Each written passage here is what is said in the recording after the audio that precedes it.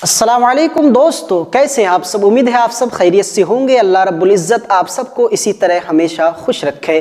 दोस्तों, बहुत सारे लोग ये सवाल करते हैं कि हज़रत ये बताए कि हमें 2-3 ही सूरत याद है तो हम नमाज कैसे पढ़े, हमारी नमाज होती है या नहीं। बहुत सारे लोग घबरा जाते हैं, तो घबराने की बात नहीं है। आज मैं आपको यही बहुत ही अच्छे अंदाज से समझाने वाला हूँ कि अगर आपको 2 या 3 या 4 सूरतें याद है तो आप नमाज किस तरह अदा करें, कौन सी रकत में कौन सी सूरत पढ़े, अच्छे अंदाज में समझाने वाला हूं।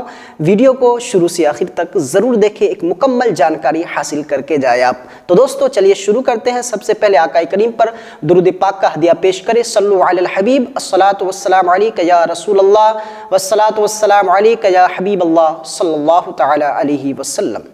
दोस्तों, एक बात याद रखें कि हम जो 5 वक्त की नमाज पढ़ते हैं तो इसमें ज़्यादातर 4 रकत वाली नमाज होती है, या तो फिर 2 रकत वाली या फिर 3 रकत वाली नमाज होती है।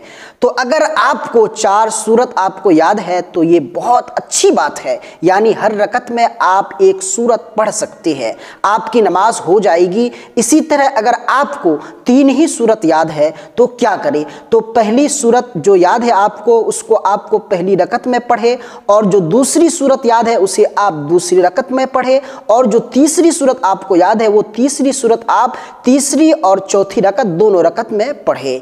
अगर आपको 2 सूरतें याद है तो पहली सूरत पहली रकत में पढ़े और दूसरी सूरत बाकी तीनों रकत में पढ़े। अगर आपको एक ही सूरत याद है तो आप वही सूरत हर रकत में पढ़े। ये अच्छी बात है, आपकी नमाज हो जाएगी। तो दोस्तों, आखिर में आपको मैं यही कहूँगा कि अगर आप एक सच्चा और पक्का मुसलमान है, अगर सच्चा मोमिन है, तो आपको कुरान पाक की कम अज़ कम 4 सूरतें तो याद होनी चाहिए। आपको कुरान पाक पढ़ने की कोशिश करनी है। अगर सच्चा मुसलमान है तो आपको बहुत सारी सूरतें याद होनी चाहिए।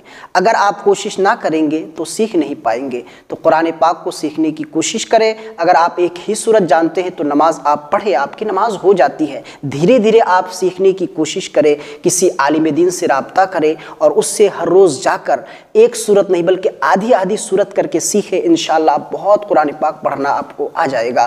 तो आप अगर सच्चा मुसलमान हैं तो काहिली ना करें, सुस्ती ना करें, कुरान पाक को सीखने में आप याद करने की कोशिश करें। बहरहाल नमाज तो फ़र्ज़ है, वो माफ़ नहीं है। आपको अगर एक ही सूरत याद है, सूरह फातिहा याद है, तो आपको नमाज पढ़नी है, किसी सूरत में आपको छोड़नी नहीं है। उम्मीद करता हूँ कि इस छोटी सी वीडियो के ज़रिए ये बात आपको समझ आ गई होगी। अल्लाह रब्बुल इज़्ज़त हम तमाम मुसलमानों को हिदायत की तौफ़ीक़ अता फ़रमाए। और वीडियो को लाइक करें, सवाब की नियत से अपने दोस्तों अहबाब के साथ शेयर ज़रूर करें। फिर मिलेंगे एक नई वीडियो के साथ। अस्सलामु अलैकुम व रहमतुल्लाह।